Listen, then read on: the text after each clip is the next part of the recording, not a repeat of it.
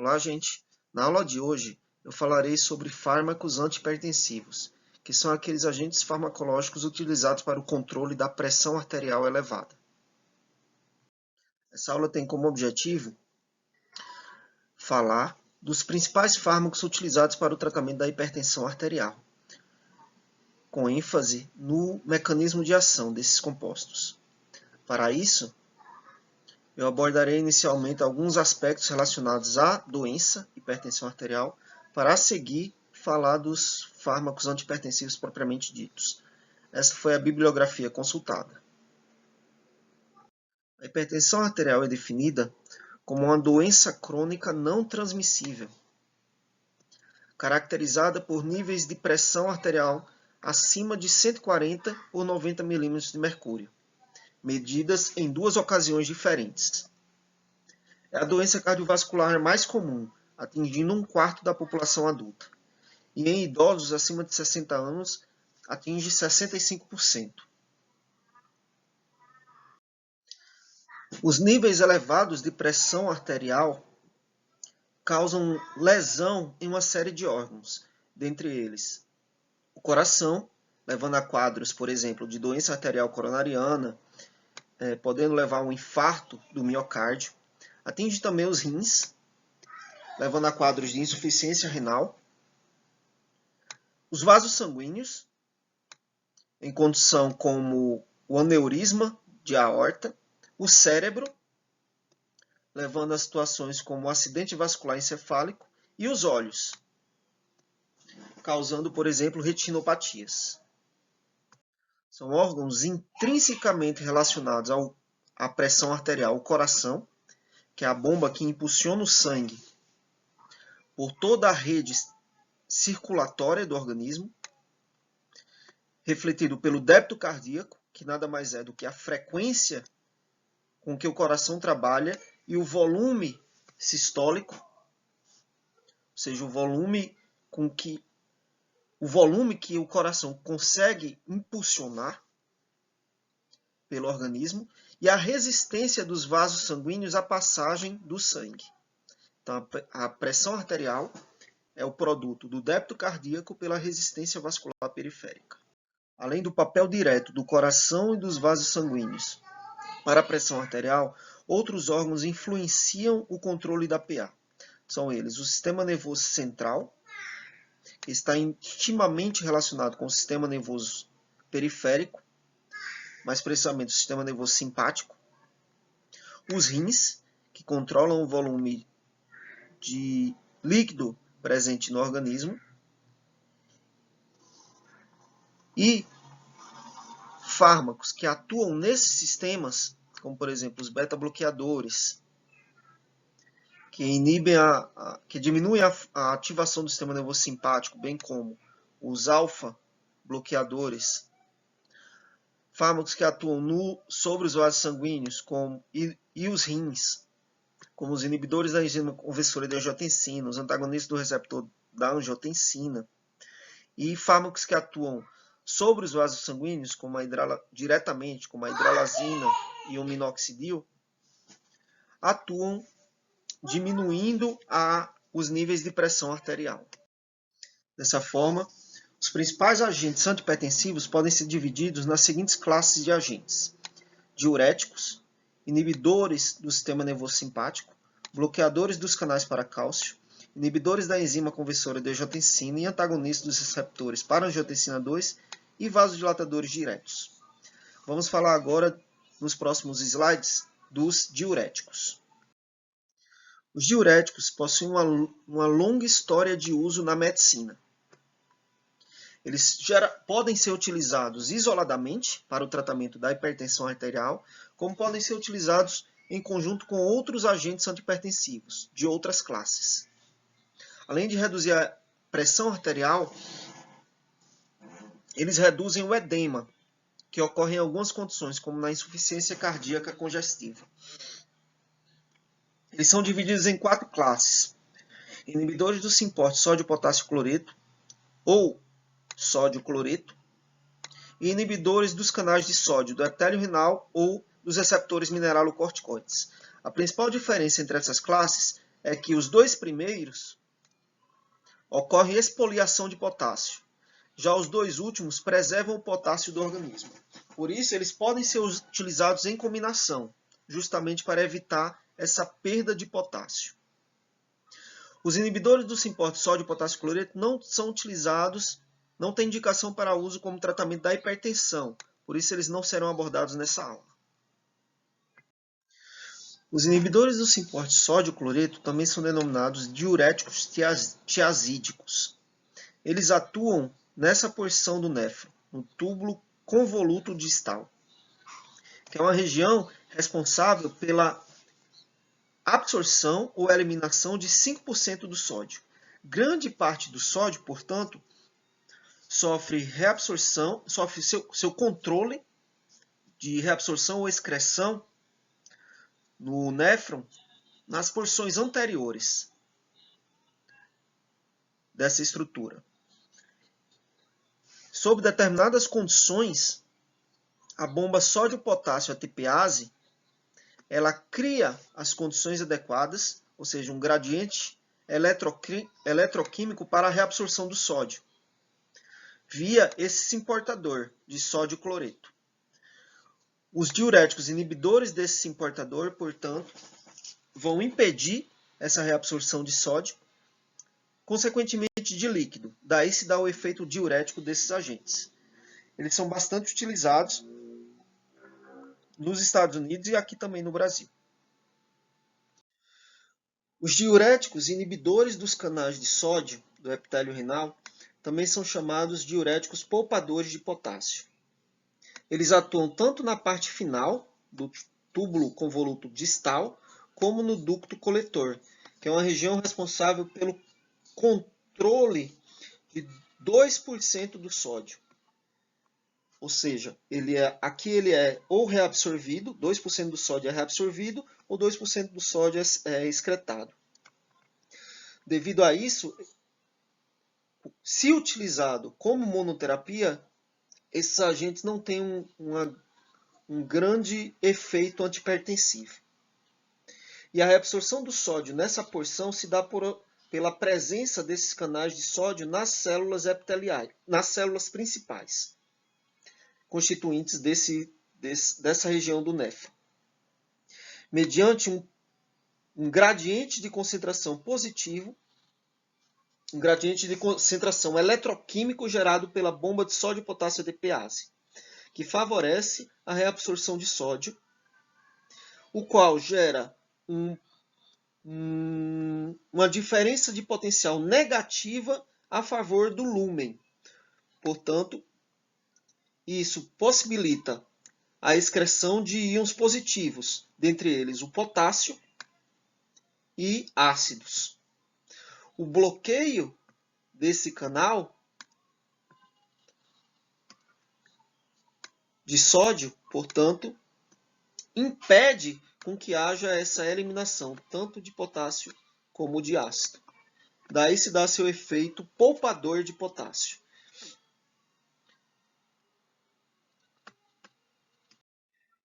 Por último, os diuréticos antagonistas dos receptores mineralocorticoides, também são chamados poupadores de potássio, que atuam de certa forma de modo semelhante aos diuréticos mostrados no slide anterior.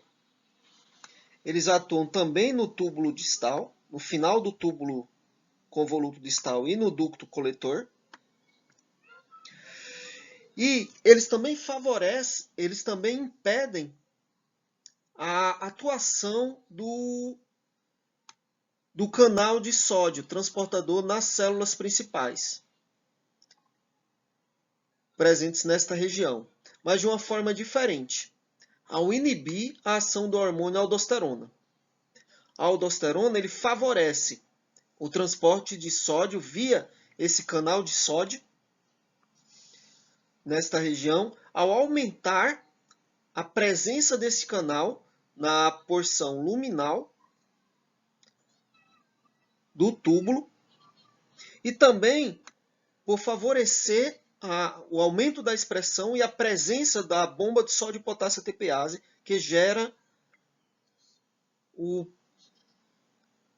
o gradiente eletroquímico necessário para a reabsorção de sódio. Então, esses diuréticos se ligam ao receptor de aldosterona, impedindo que a aldosterona atue.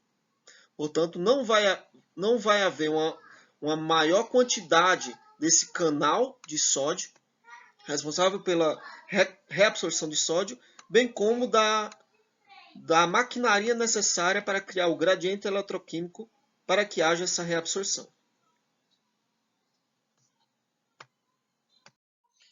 Os diuréticos tiazídicos, dentre os representantes de diuréticos da classe dos tiazídicos, nós temos a hidroclorotiazida e a clortalidona, que são bastante utilizadas. Como exemplo de diuréticos inibidores de canais de sódio, amilorida e triantereno, bastante utilizados em conjunto com a hidroclorotiazida, bem como os antagonistas dos receptores mineralocorticoides, em especial a espironolactona. São utilizados para tratamento da hipertensão arterial, principalmente os tiazídicos, da terapia inicial da hipertensão arterial, mas também para reduzir o edema. E, como eu falei anteriormente, esses agentes poupadores de potássio são utilizados em conjunto com outros agentes que expoliam potássio, em especial os tiazídicos, os diuréticos tiazídicos. Foi visto, inclusive, que os diuréticos tiazídicos utilizados sozinhos, isoladamente, devido à perda de potássio, estavam associados com parada cardíaca. Por isso que deve-se utilizá-los em conjunto com fármacos que mantêm o potássio no organismo. Nos próximos slides, iremos falar de fármacos que diminuem a atividade do sistema nervoso simpático. Eles podem ser classificados em fármacos que atuam centralmente ou fármacos que atuam na periferia, dentre eles os que antagonizam receptores beta-adrenérgicos e os que antagonizam receptores alfa-adrenérgicos. Como exemplo de fármaco que age centralmente, reduzindo a pressão arterial, temos a metildopa. A metildopa atua em neurônios adrenérgicos, tanto do sistema nervoso central quanto do sistema nervoso periférico. A metildopa é um profármaco, ou seja, para que ela atue, ela precisa ser metabolizada, ou melhor, ela precisa ser transformada em metilnorepinefrina. Ela compete para isso com a L-dopa, que é um precursor da noradrenalina. Compete pela enzima que forma a metildopamina, ou dopamina endogenamente, para a partir daí formar a metilnorepinefrina, que essa sim substituirá a noradrenalina no neurônio. E esse sim é que será liberado para exercer a sua ação antihipertensiva, uma vez que a noradrenalina aumenta os níveis de pressão arterial e sendo que ela não está presente no neurônio simpático, quem está presente é a alfa-metilnorepinefrina, os níveis de PA serão reduzidos. Esse é o neurônio adrenérgico, presente na região do tronco cerebral, e como eu falei, a alfa-metildopa vai competir com a dopa por essa enzima, aminoácido aromático dopa-descarboxilase. Então, ao invés de formar dopamina, vai formar alfa-metildopamina, que vai ser transformada dentro da vesícula sináptica em alfa-metilnoradrenalina, ou alfa-metilnorepinefrina. A alfa-metilnorepinefrina, ao invés de atuar nos receptores alfa ou beta pós-sinápticos, ele tem uma preferência pela atuação nos receptores alfa-2 adrenérgicos pré-sinápticos, que são receptores responsáveis por diminuir a liberação de norepinefrina dos neurônios. Daí é que se dá a sua ação antipertensiva, por uma menor liberação de norepinefrina dos neurônios adrenérgicos. Isso na região do tronco cerebral, que é uma região responsável pelo controle do sistema nervoso simpático, cuja ativação leva à vasoconstrição, tanto via núcleo premotor como pela RAF medular, responsável pelo controle, pelo aumento da frequência cardíaca e vasoconstrição. Classe de fármacos antipertensivos que terminam diminuindo a atividade do sistema nervoso simpático são os antagonistas beta-adrenérgicos. Esses antagonistas beta-adrenérgicos, até pouco tempo, eram divididos apenas naqueles que não são seletivos, ou seja, atuam tanto em receptor beta-1 adrenérgico quanto em beta-2 adrenérgico, ou os antagonistas seletivos para o receptor beta-1 adrenérgico. Mais recentemente, foram adicionadas mais duas classes. Os bloqueadores do receptor beta-adrenérgico não seletivos com propriedades adicionais e os seletivos para o receptor beta-1 adrenérgico com propriedades adicionais. Em comum, esses agentes têm o fato de diminuírem o débito cardíaco, consequentemente reduzem a pressão arterial. Em comum também está o bloqueio do receptor beta-1 adrenérgico nas células justaglomerulares dos rins. Consequentemente, vai haver uma menor formação de renina, portanto, de angiotensina, havendo menor vasoconstrição e também menor retenção de líquidos no organismo. Isso auxilia no mecanismo de ação e redutor da pressão arterial desses agentes. Dentre as propriedades adicionais de alguns dos antagonistas beta-adrenérgicos, podemos citar o bloqueio de canais de cálcio, consequentemente não vai haver a contração muscular, vasoconstrição, o efeito agonista em receptores beta-2 adrenérgicos, consequentemente causando vasodilatação, bem como alguns deles estimulam a produção de óxido nítrico nas células endoteliais, que vão ativar guanilato ciclases, aumentando a produção de GMP cíclico, também levando à vasodilatação. Alguns deles têm efeitos inibidores da produção de espécies reativas de oxigênio, que vão causar peroxidação de componentes intracelulares, dentre eles lipídios, proteínas, isso levando à disfunção da célula endotelial, inclusive com a morte de células. Daí esse efeito antioxidante evita todas essas alterações. Como exemplo de medicamentos que atuam bloqueando não seletivamente os receptores beta, podemos citar o propranolol, que é bastante utilizado. Como exemplo de antagonista beta-1 seletivo, citamos o atenolol. O carvedilol é o não seletivo com propriedades adicionais mais utilizado hoje em dia. E o nebivolol é um dos exemplos do beta-1 seletivo, com propriedades adicionais. Todos esses medicamentos eles são utilizados para tratamento da hipertensão arterial e também da insuficiência cardíaca. Nesta última condição foi visto que a ativação do simpático é das alterações de base que induzem essa insuficiência cardíaca. Portanto, a diminuição da atividade do sistema simpático é fundamental para diminuir a evolução desse quadro. Por diminuírem a condução elétrica cardíaca, eles também são utilizados no tratamento de algumas arritmias, principalmente taquiarritmias. E foi visto que o timolol ele diminui a precipitação de episódios agudos de glaucoma, uma vez que ele reduz a produção de humor aquoso nos olhos. E o labetalol, por ser um desses agentes que pode ser utilizado por via intravenosa, ele é utilizado em emergências hipertensivas, como por exemplo na pré-eclâmpsia.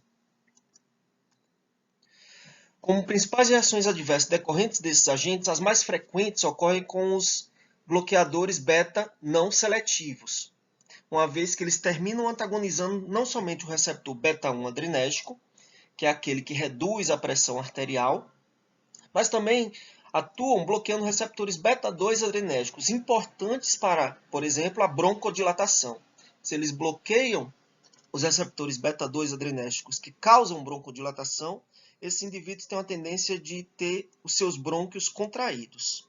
Da mesma forma, a ativação do sistema nervoso simpático aumenta os níveis de glicose circulantes para que essa glicose possa ser usada como fonte de energia por esses indivíduos em situação de emergência.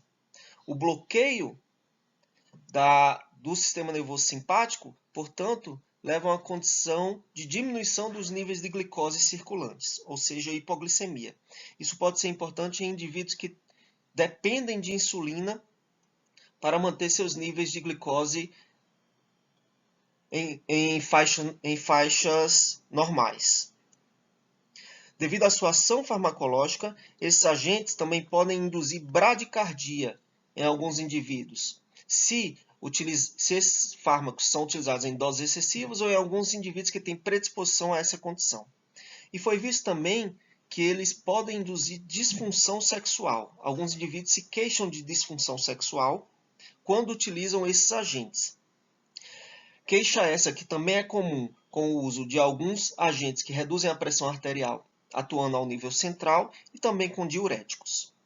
A importância desses agentes se dá porque foi visto que o seu uso prolongado termina reduzindo a mortalidade causada por condições ou doenças cardiovasculares, e dentre elas também por insuficiência cardíaca congestiva. E assim como a clonidina, seu uso não deve ser interrompido abruptamente, uma vez que o bloqueio dos receptores beta termina promovendo um aumento da expressão de receptores que fazem parte do sistema nervoso simpático, e esse aumento da expressão desses receptores termina sensibilizando os tecidos para a ação do sistema nervoso simpático. Consequentemente, um dos efeitos decorrentes da retirada abrupta dos bloqueadores beta-adrenérgicos é a hipertensão de rebote. Para evitar esse efeito, esses medicamentos, se vierem a ter que ser abolido o seu uso ou retirado o seu uso de um paciente, tem que ser feito gradualmente. Finalmente, como última classe de agentes que deprimem a função do sistema nervoso simpático, temos os antagonistas dos receptores alfa-1 adrenérgicos, dentre eles a prazosina, terazosina e doxazosina, que inibem a ação desse receptor alfa-1 adrenérgico presente principalmente nos vasos sanguíneos, portanto, diminuindo a resistência vascular periférica, tanto em arteríolas e diminuindo o retorno venoso por também causar vasodilatação em veias. Isso leva à redução da pressão arterial e melhora do desempenho cardíaco. Aqui eu coloquei a prazosina como exemplo para citar a farmacocinética para dar um exemplo da farmacocinética de um componente dessa classe. Ele é administrado por via oral, metabolizado principalmente pelo fígado, tem um tempo de meia-vida que permite a sua utilização, que na verdade faz com que ele seja utilizado para tratamento da hipertensão arterial de 2 a 3 vezes por dia. Ele é excretado principalmente pelos rins. Ele não é indicado normalmente em qualquer condição para tratamento da hipertensão arterial, muito pelo contrário. Ele não é recomendado como monoterapia da hipertensão, e sim como terapia combinada. Por exemplo, com combinado com diuréticos ou com bloqueadores beta-adrenérgicos. Ou ele pode ser utilizado como terapia em indivíduos que têm, além da pressão arterial elevada, hiperplasia prostática benigna. Os antagonistas dos receptores alfa-adrenérgicos são utilizados em casos de hiperplasia prostática benigna, uma vez que se sabe que os receptores alfa-adrenérgicos são em grande parte responsáveis pela tensão muscular na base da bexiga, bem como dos músculos lisos que constituem a próstata, além do aumento da próstata que dificulta a saída de urina. O uso de antagonistas de receptores alfa-adrenérgicos alivia essa tensão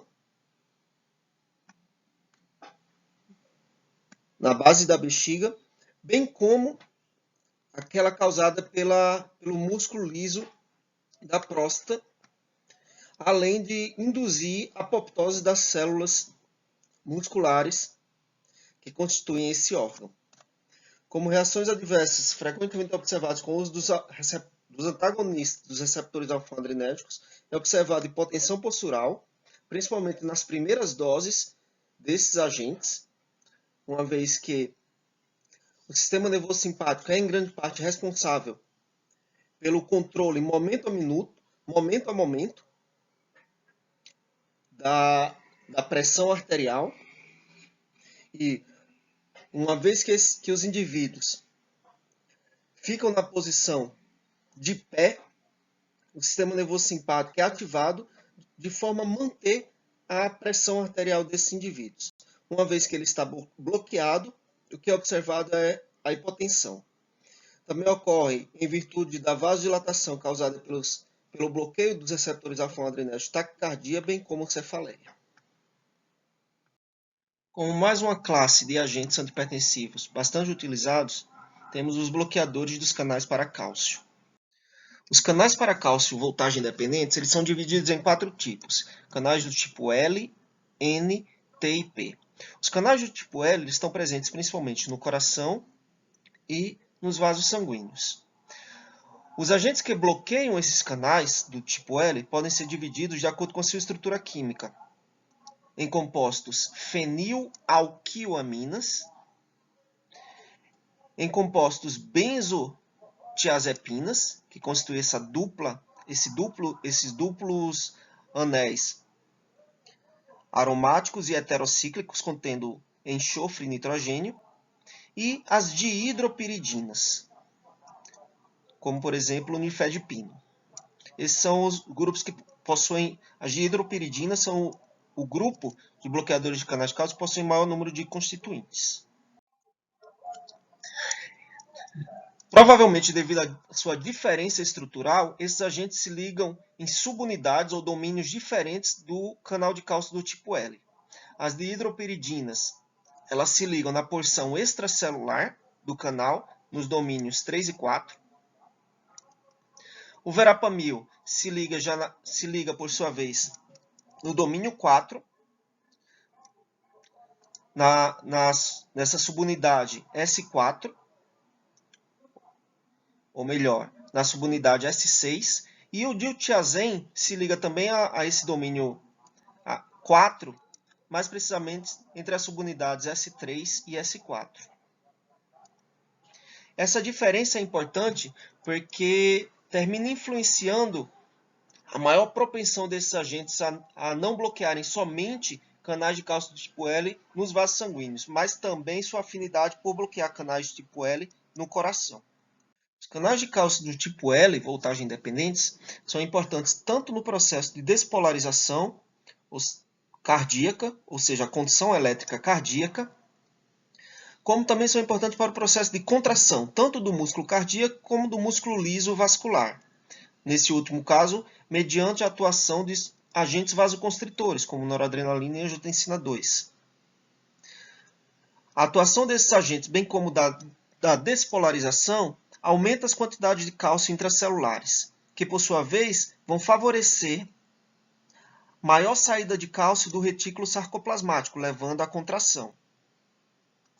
O bloqueio desses canais termina reduzindo essa concentração de cálcio intracelular. Portanto, diminuindo devido ao quê? Devido à redução do ritmo cardíaco e devido à vasodilatação, que termina reduzindo a pressão arterial. Foi visto que alguns desses agentes bloqueadores dos canais de cálcio, principalmente o verapamil, mas também o diltiazem, eles têm afinidade pela conformação no estado inativo do canal de cálcio. Já as dihidropiridinas não compartilham com esse fenômeno.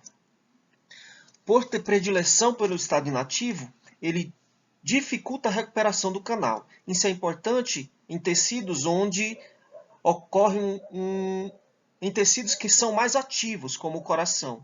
Consequentemente, se ele diminui essa velocidade de recuperação do canal, termina diminuindo a velocidade de condução cardíaca. De fato, essa tabela mostra exatamente isso. O amlodipino e o felodipino, que são dihidropiridinas, atuando principalmente nos vasos sanguíneos, e o diltiazem, mas principalmente o verapamil, atuando não somente nos vasos sanguíneos, mas também na condução cardíaca, suprimindo essa condução elétrica cardíaca. Bom, agora vamos para os fármacos que atuam diminuindo a ação do sistema renina-angiotensina-aldosterona. O sistema renina-angiotensina-aldosterona é de grande importância para o controle da PA, porque produtos derivados desse sistema causam vasoconstrição e retenção de líquidos. O que acontece é que, de início, há a quebra do angiotensinogênio, que é produzido no fígado, por uma enzima chamada renina, a qual forma a angiotensina 1. A angiotensina 1, em grande parte por ação da enzima conversora de angiotensina, forma a angiotensina 2, que atuando no receptor AT1, causa contração muscular e proliferação celular, aumentando, por exemplo, o tamanho do coração, bem como causando rigidez vascular. A angiotensina 2 também pode atuar em receptor AT2, que modula, em parte, os efeitos oriundos da sua ligação ao receptor AT1.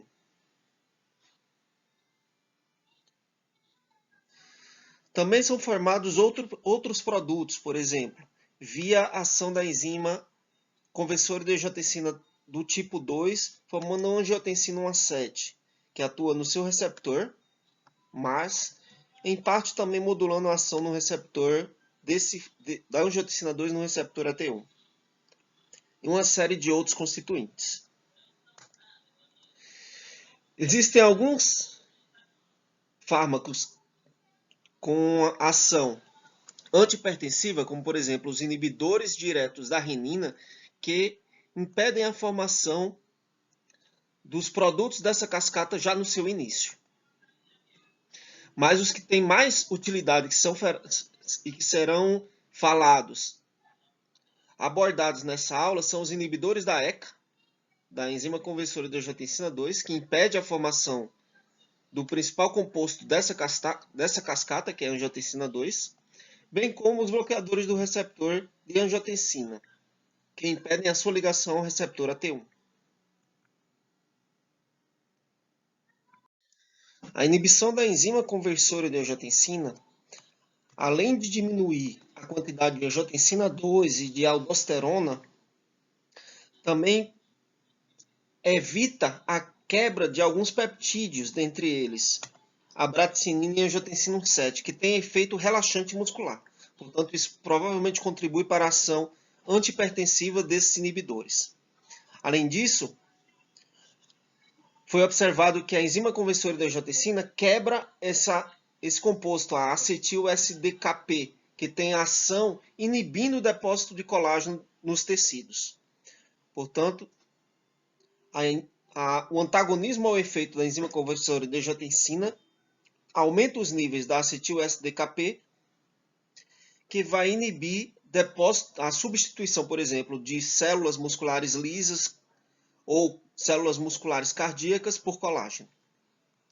Como principais representantes dos inibidores da enzima conversora de angiotensina, nós temos o captopril, o enalapril, o ramipril, dentre outros. São indicados para o tratamento da hipertensão arterial e insuficiência cardíaca. Foi observado que eles aumentam o efeito dos diuréticos, que eles aumentam o potássio plasmático, que é a mesma coisa que acontece com os diuréticos poupadores de potássio. Por isso deve-se ter cuidado com... Na verdade, deve-se evitar o uso desses agentes com diuréticos poupadores de potássio.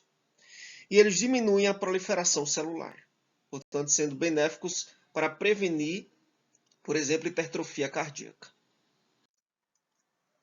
A tosse decorrente do uso dos inibidores da enzima conversora de angiotensina, ela advém da inibição da degradação da bradicinina e também da substância P, que são constituintes que são inibidos por essa enzima.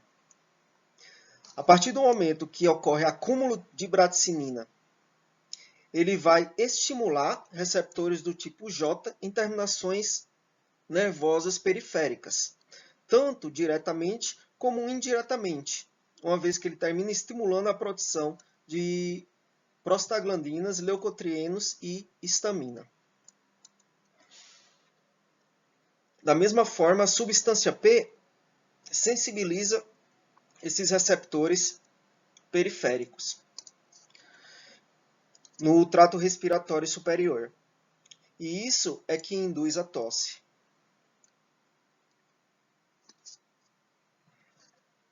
Essa é uma reação adversa bastante comum, como eu mencionei anteriormente, com o uso desses agentes, e que frequentemente leva os pacientes a abandonar o tratamento.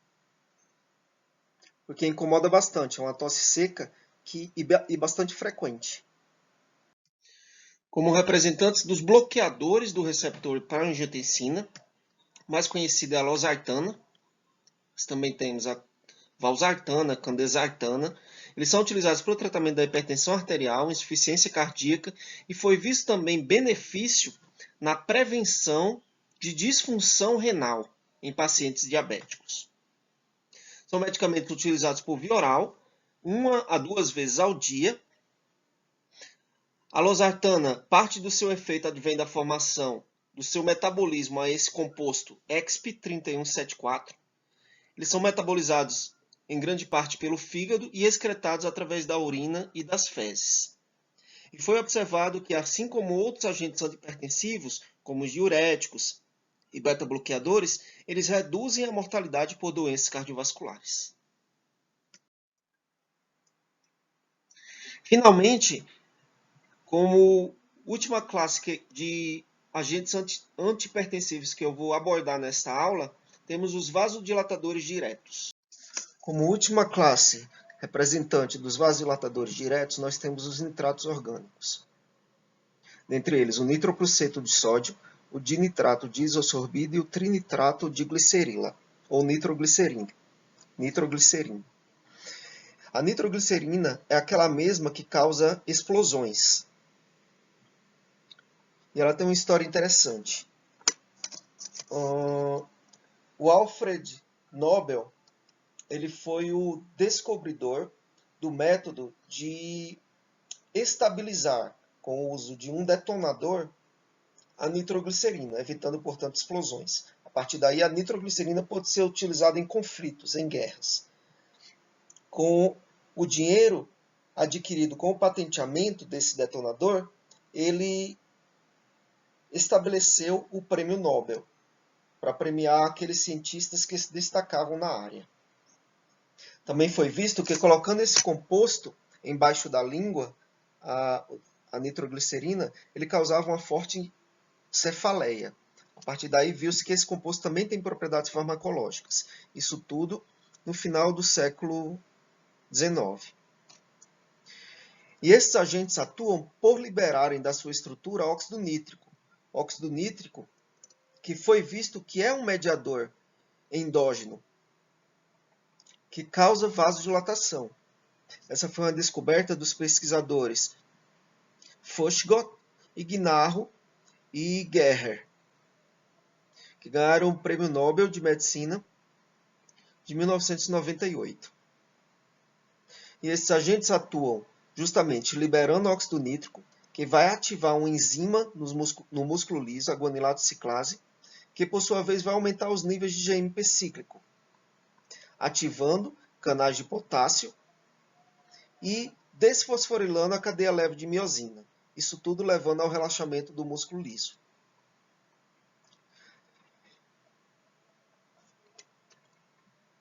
Portanto, esses agentes terminam diminuindo a resistência vascular periférica por causar vasodilatação arterial e também diminuindo o retorno venoso por causar vasodilatação também em vênulas.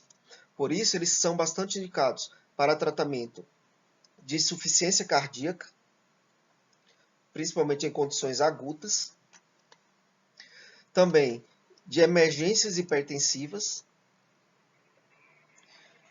seguindo-se infarto agudo do miocárdio e quando se deseja causar uma hipotensão controlada, por exemplo, no caso de cirurgias, previamente a processos cirúrgicos, em que sabe-se que vai haver um sangramento.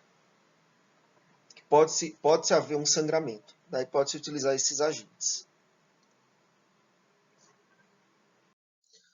Para finalizar esta aula, eu falarei de alguns aspectos relacionados à escolha de um determinado agente antihipertensivo para tratar os pacientes.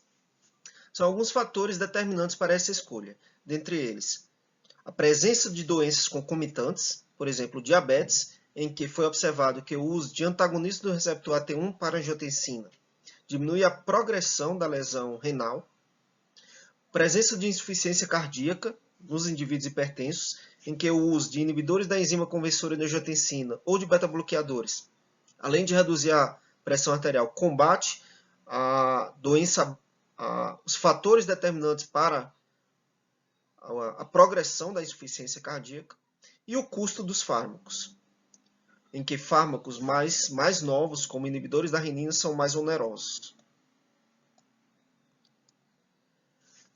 Da mesma forma, a escolha de um ou mais fármacos antihipertensivos vai depender dos níveis de pressão arterial presentes nos indivíduos, em que, geralmente, o alvo a ser atingido são pressões inferiores a 140 por 90 milímetros de mercúrio, mas, por exemplo, em indivíduos em que há um alto risco de doença cardiovascular associada combinada à pressão arterial entre 130 e 139 milímetros de mercúrio, de sistólica e diastólica entre 85 e 89, já recomenda-se o uso do tratamento antihipertensivo, nesse caso monoterapia, ou para aqueles indivíduos em estágio 1 com risco baixo, em que são recomendados o uso de diuréticos, inibidores da ECA, antagonistas do receptor AT1 ou bloqueadores dos canais para cálcio. E uma terapia associada entre agentes antihipertensivos para aqueles indivíduos em estágio 1 com risco moderado a alto ou estágios 2 e 3